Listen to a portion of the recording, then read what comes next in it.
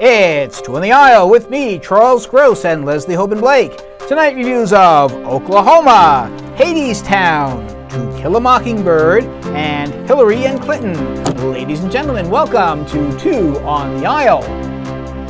Hello again, Leslie. Hello, Charlie. This is it. We're winding down. Yes, and it's been a very interesting season. Well, yeah, okay.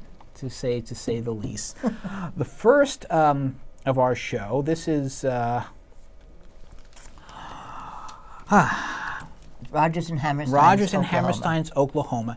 And it brings the question, this is a very radical Oklahoma. I never thought I'd say radical and Oklahoma in the same sentence. In the same sentence. Although, when you think about it, Oklahoma itself was in many ways very radical. It was totally radical at the time. It combined dance, music, lyrics, and book all integrated in a way that had never been seen to that extent before. You could argue that Showboat perhaps did it, but not the way Oklahoma did.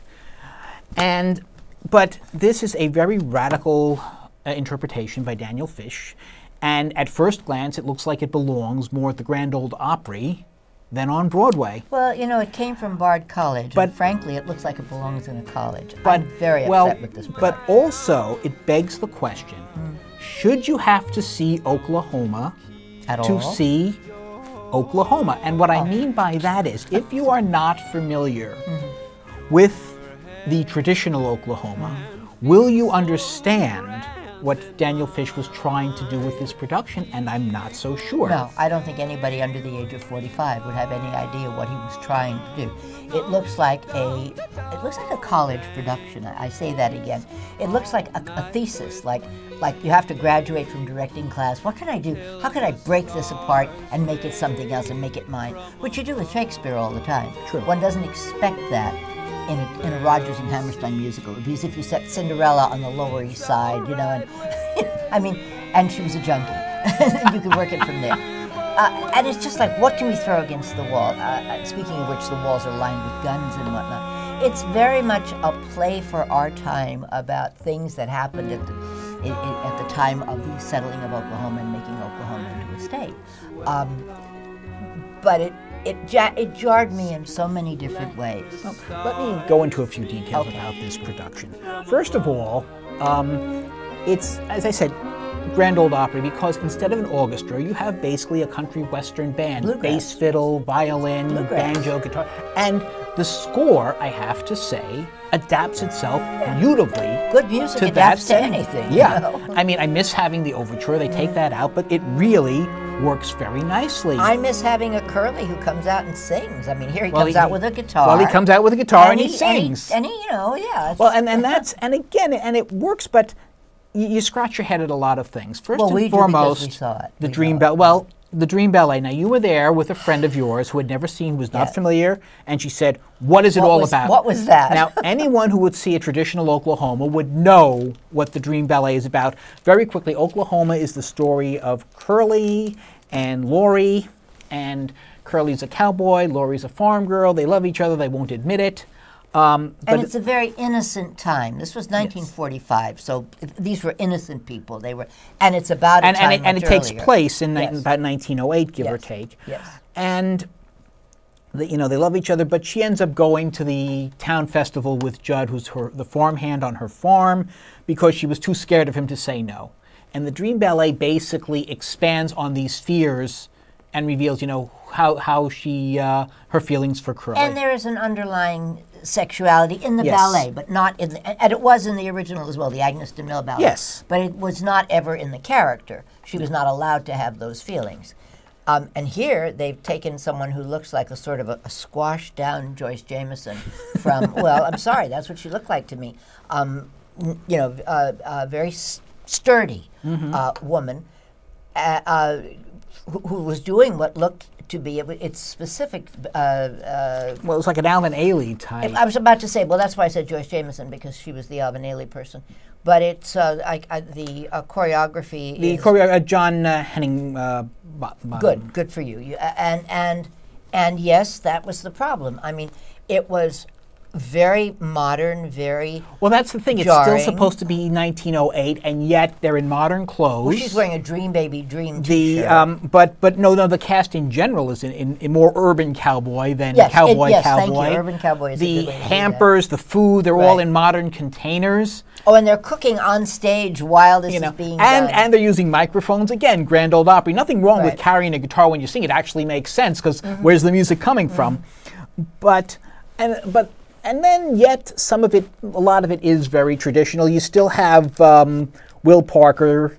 You know, he's in love with Ado Annie. Annie is just trying to decide between him. Now, Ado Annie is Ali Stroker, whom we first met in Spring Awakening, and Ado Annie, or Ali Stroker rather, is the first actress ever to be in a wheelchair in more than one play. Yes. She's been in several, and not only that, she's been nominated for a Tony. And it's a modern wheelchair.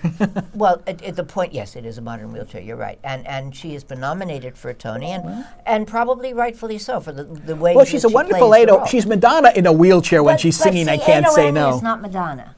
That's the problem. Ado Annie is not Madonna. Ado Annie is the girl who can't say no. If you put a girl in a wheelchair and have her say, "I can't say no," there's a subtle message there that's different than what the song is saying. The song has her being a lusty girl. Okay. But if she... she's got plenty of lust. I didn't say she didn't. I'm saying that there is a subtext that I got that made me uncomfortable. I totally missed that, and I think... You may have noticed that. You may have. I don't think that was the intention. I know it wasn't. I just think it was. I think that something was missing by not. And then you have Mary Testa, who's, I think is who along I think with Ali Stroker. I thought Ali Stroker in many ways was a typical Ado Annie, or perhaps I should say Will Parker, James Davis, who doesn't get to do his rope tricks in here, but he's even dumber than usual. I don't know. Will is not the smartest. Well, and Ali Hakim is not particularly ethnic, which he's written to be. Will Brill. He's the oily Levantine yes. in the play. Here's the thing. It's been nominated for eight Tonys. Right. Among them, Damon Downo, who left Hadestown, which we're going to talk about, to play Curly. He's just Curly. And more like Hank Williams Sr., I think, than Alfred Drake. Okay, that's not more country western than country Broadway. western.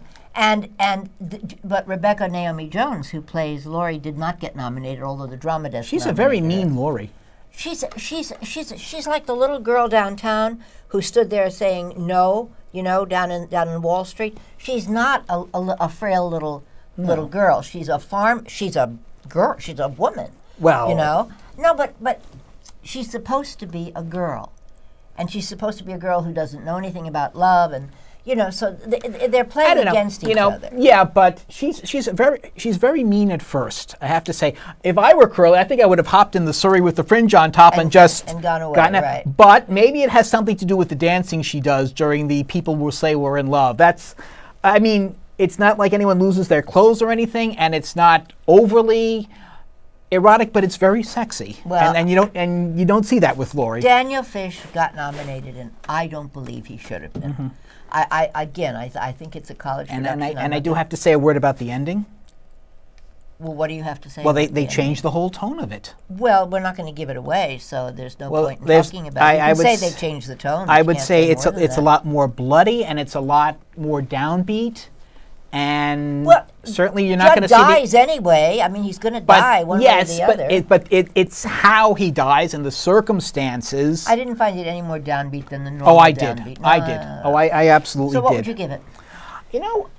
All in all, I think I'd give it 3.5, maybe even 3.75. Again, there are things that I change, but I think the basic idea of a country western Oklahoma is good. Think it has merit. But again, you have to have a better dream ballet, and I would have stuck closer to the original ending.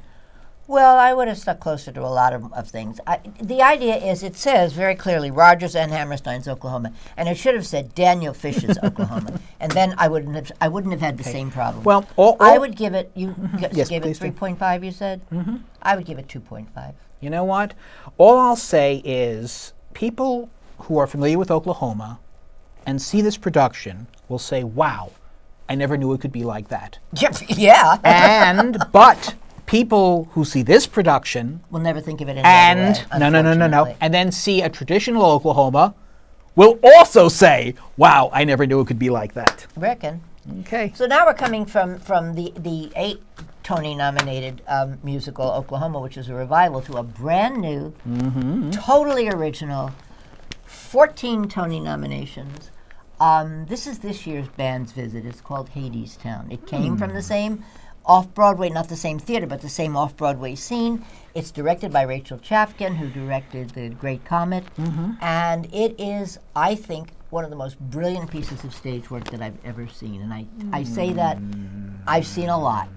And I say it because, first of all, it's the vision of one particular person who wrote the book, the lyrics, and the music, and it's all of a piece. Her name is Anais Mitchell. She's obviously an indie singer, and I don't know her, but I certainly want to know more about her.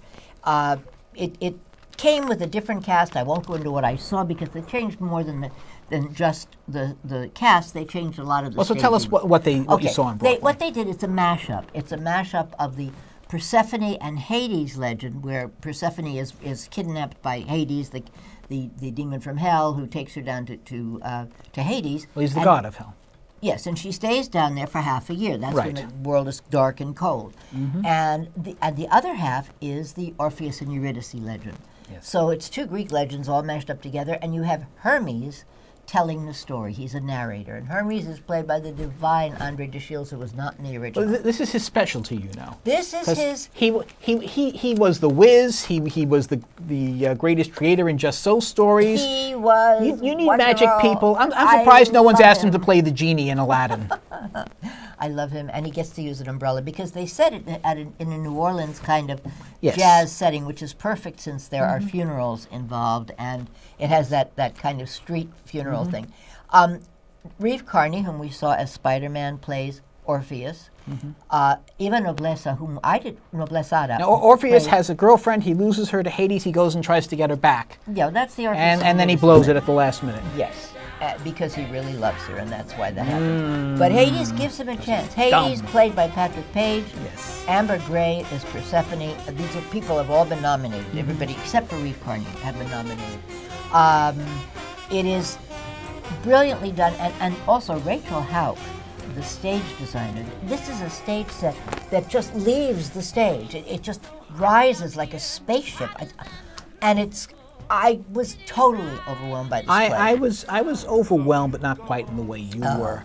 If you want to go on an emotional roller coaster, see Tootsie one night and then see this the next night, because that's going from one extreme to the other, which I did. And I will say I was having a very bad day, so this may not have been the night for me to see it. Normally, your impression you put that. You thought it was a downer. You said. Oh, it's definitely a downer. I see. To me, it's not. And to our friend Jeff, who was there as well. Jeff Goodman was there. Yes. It's uplifting in the way that myths are satisfying. There is a catharsis.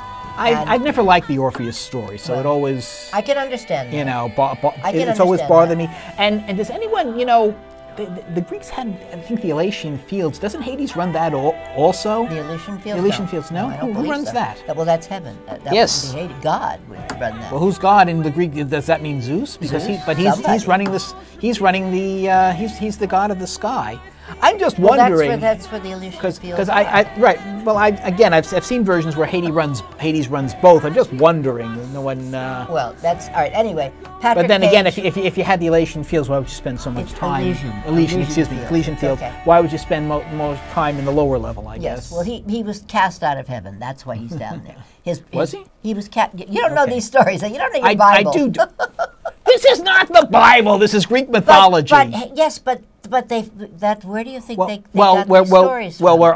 Hades is cast out. Really? Okay, because when I read it, it was they were dividing it up and they drew lots, and that's the lot that Hades ended up with. Okay. So, Anyway. Yeah. I enjoyed it. I do appreciate it.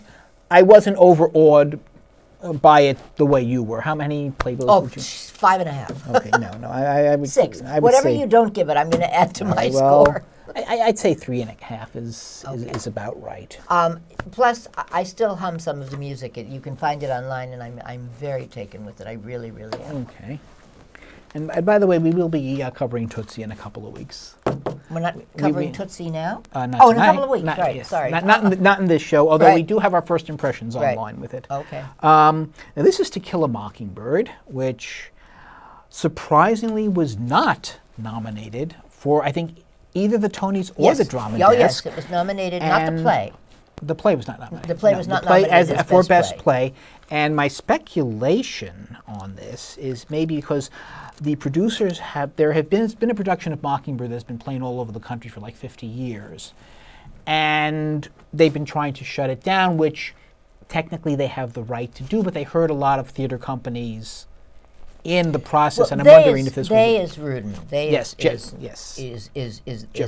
producer, Scott Rudin, who is the producer, who is a Hollywood producer.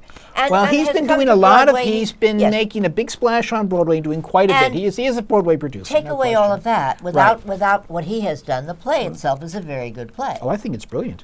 So it's sad that his outside, and again, it says, Harper Lee's To Kill a Mockingbird by Aaron Sorkin. Right. Well, and there was a controversy a little earlier this season. Sorkin wanted to make changes, and Lee's estate objected to them. They worked out their differences, and there are changes. Some changes, but all in all, especially if you haven't read the book in a while or seen the movie in a while, this is To Kill a Mockingbird, and you will not miss most of it. This is basically the story of a lawyer, Atticus Finch, his son Scout, who's the narrator. Or daughter Scout. Excuse me, his daughter Scout, son Jen, and their friend Dill, and he defends a black man. In fact, the way I was going to start this review was, imagine this, in today, you have this woman was raped, and her father is pressing charge against the rapist, and the whole town knows he's guilty. But this one defense lawyer puts this poor woman and her father on the chair, on the stand to testify, and is merciless, and is practically torturing them on the stand. What happened? And that's, think of what would happen if this were set today. But in fact, the person you are being facetious. Of course when you I say am. that. Oh, thank you. Of course I am. You said it so seriously. I wasn't sure. In fact, the man being accused black man is a black man, yes, and he is in fact innocent, which the judge knows. Yes. Which, no, I don't know if we know. The attorney Atticus Finch knows, and he proves it, 16 different ways. But this is the South in a very different time. And the man is unfortunately found guilty. But the man's attitude, Atticus Finch, beautifully played by Jeff Daniels. Yes. Here, he basically he has this assumption that there is good in everybody, even though there is a lot of evidence to the contrary. And he has these very black and white ideals. He probably would have gotten along very well with Thomas Scott. Oh God, let's not bring Thomas Scott into this one too. But here's the thing: if I bring in Trump, you're always bringing in Thomas Scott. That's interesting. Okay, it's interesting. I just before I left the house tonight, Jeff Daniels was on a news program on CNBC or MSNBC, one of those two. Anyway, talking about the character and why he was so happy to play it now and what it meant, because he lives in Michigan. And Michigan is one of those swing states, and there are all kinds of problems. And he said the things that they changed were so seemingly small. They gave larger roles to the for example, the maid in the household. The maid slash caretaker, yes. Nicely played by Atoya Richardson Jackson. They gave her a much stronger presence. Yes, and she got to speak. She was really didn't have lines before, and now she has something to say, and she's very angry with him for what he's doing. Well, no. Why should she be angry with him for defending someone? She's not angry with him for defending it. She's angry for the way in which it's all happening. And I mean, you saw what? Yes. Okay. Well, I don't want to give it's a plot device I don't want to give away, but there's something that Atticus does that she takes a mild offense at. Okay. And also, the character of Dill is based on the childhood Truman Capote. You did not know that? I did not know that. Yes. Well, that's because I know he was beautifully played by Gideon Glick. Who's up for a Tony also. The children, by the way, are played by adults. Scout is Celia Keenan-Boger, and she's also been nominated for a Tony. And deservedly so, and Jen is Will. And Drama Desk Awards as well. Okay, actually, I think Gideon Glick was. Well, I'm not sure if he was nominated for a Tony or a Drama Desk, but one or both. But what's interesting is that you did not know that, is because in Member of the Wedding, if you flip them over, that's Truman Capote as the little boy with the girl in Member of the Wedding. You know, he knew a lot of people down. Apparently. Anyway, but he was, of course, her friend, and if you went to see In Cold Blood, you know about the fact that she was with him on that trip, she being Harper Lee. Right. So anyway, he would come down in the summertime. Anyway, so did we leave out the important? Well, the father of the girl is played by Weller. I'm trying to find his first father name. of the allegedly raped girl. Right. Weller is the last name, but I can't find the first name. All right. And in the meantime, Frederick Weller. And Tom Robinson, who is the man accused of, the innocent man who's accused of, and this is a very hard name, I'm not sure, Jibenga Akinabi. Yes. Again, it's a really strong, beautifully done production. Gorgeous set design. Yeah. Gorgeous. And an interesting trend that I've been noticing, music, but played by live musicians on stage. Music played by Adam Gettle, and in composed by Adam Gettle. Composed, I'm sorry, by Adam Gettle. But and in another play, we're going to talk about music by Philip Glass. Well, yes, we this is contemporary composers of some note. Right, and the musicians on stage, which in some ways makes the music more live than in some musicals where they stick the band down in the basement. Yes. And it's a wonderful trend. And Bartlett Sher, the who directed this? Director of My Fair Lady and all these wonderful musicals. Bartlett has this wonderful career where he does a musical and then he does a serious play. It's a lovely job. It's an old-fashioned play. They've given it a bit of a new twist. It makes you think. It's one of those plays like Constitution that makes you think about what the law is and why the law does things and what it's like to live in certain places and law versus justice, which is the end of the play where Atticus has to question or is forced to question his strict devotion to the law. But I don't know that. See, that's where it's different. I don't believe in the book he questions it. Maybe in the book he's made to be a hero for standing up for the law, and he is. He is here too. Yes, he is heroic, but he's also his sight is not far enough at that particular moment, and in this play it's broadened. Perhaps, but it's still To Kill a Mockingbird, and it's still an amazing story, and this is a first-class, beautiful production, and I'm going to give this 5 full playbills. Well, you know, before I went to see it, I was afraid to see it because of all the contention about it. So I would go 4.5. I had a really good evening. I enjoyed it. I thought the acting was quite good. The direction was lovely. The music was nice. You know. Yeah. Yes. This is Hillary and Clinton. Guess who it's about? Not who you think, because this is a time-traveling play. It's a universe-traveling play. So, in an infinite bunch of universes, right, there's another Hillary and another Bill who are named Clinton. who look like Laurie Metcalf and John Lithgow, and they talk like Laurie Metcalf and John Lithgow. Right. But she's running for president. He's been president.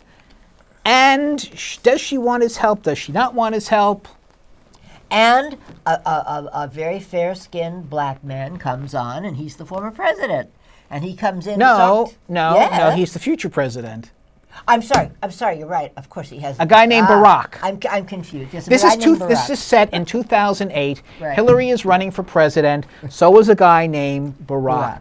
And I'll tell you, considering that this is an infinite, universe, I was surprised how similar the events seemed to be to what happened. It's one thing I found very interesting. Hillary was once asked when she was Secretary of State, Hillary Clinton, do you ever talk with your husband about it? Right. And she took great offense at that. Now, it seems to me that if the situation had been reversed and someone had asked Bill, do you ever consult Hillary?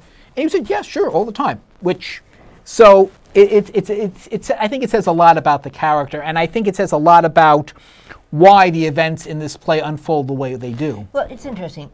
This is Laurie Metcalf's third Tony nomination in as many years. Yes. She won right after the other. I did not like her in, well, I didn't like the play, by the same writer, by the way. The writer's name is Snath, Lucas Snath, H-A. You didn't like her in Doll's House in 2? Doll's House Part 2, Okay. which was written by the same person, directed by Joe Mantello. Only Laurie Metcalf was nominated. I find that hard to believe because they were so together. Even though she comes out and introduces the play and talks about what goes on, they, I thought, were on a par, the two of them, and I thought that Lithgow should have been seen as well. But it's only a 90-minute play. Yes. It's really quite slight.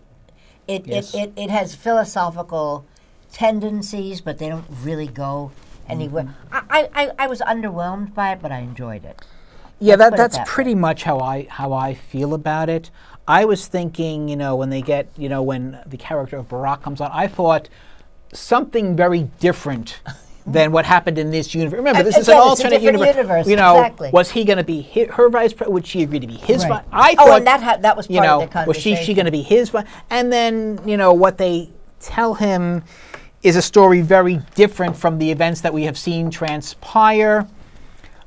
Which, I don't know, seemed like pretty typical Clinton to me. So. Well, it's interesting. That would have been interesting to see something different happen. Yes. That would have been interesting. And they sort of lay that groundwork, and then they don't go anywhere with it. Right. But I think it asks the question, or begs the question. Begs the question: should Hillary Clinton, in running for president on both occasions, made better use of Bill Clinton? Well, if that's the point of the play, to me that was a lot. To me, that seemed to be a lot of it. It allowed her to get a lot of her anger at him for all the transgressions that he committed while they were married, and I didn't think that was a reason enough to have this particular piece. No. So I give great props to the acting. Okay. The writing I felt was slight, and the directing was there are two and three people in a room at a time. That's all. No furniture to speak of. No furniture. It's a very spare set. Yep. It's it's some hotel room. A whole bathroom off to the other side, but nothing there. Whatever they're, wherever they are. You'd think that the Clintons in 2008 were pretty well to do. You'd think they could do better for have a better. Well, she was on the road. They weren't together. It wasn't as if they took a hotel room. She was on the road and she had lost most of her money at that point. If you remember, she needed to borrow money from him.